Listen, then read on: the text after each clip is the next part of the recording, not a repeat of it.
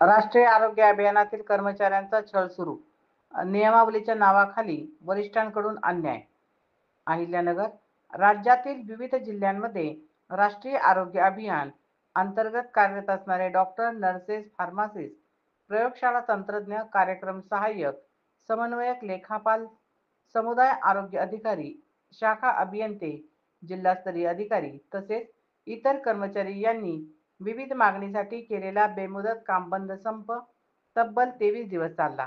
या काळात आरोग्य यंत्रणेवर मोठा परिणाम झाला असला तरी अखेर आरोग्यमंत्री डॉक्टर प्रकाश आंबेडकर यांच्या समवेत झालेल्या सकारात्मक चर्चेनंतर संघटनेने संप मागे घेण्याचा निर्णय घेतला.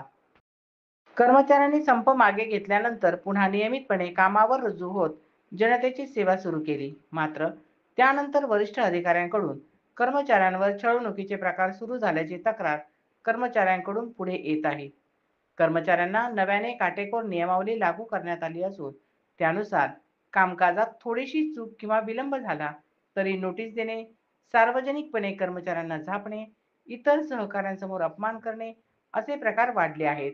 अनेक ठिकाणी धाक दाखवण्याच्या शैलीत प्रशासन काम पाहत असल्याची भावना कर्मचारी वर्गात निर्माण झाली आहे.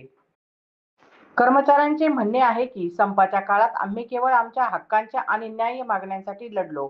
सरकारशी चर्चा होऊन संप मागे घेतला, पण आता आम्हाला शिक्षा दिल्यासारखे वागवले जात आहे. कामकाजावर लक्ष केंद्रित करण्याऐवजी दडपशाही केली जात आहे. संघटनेच्या पदाधिकाऱ्यांनी सांगितले की जर हा छळ सुरूच राहिला तर आम्ही पुन्हा आंदोलनाचा मार्ग अवलंबू, अशी चेतावणीही दिली आहे.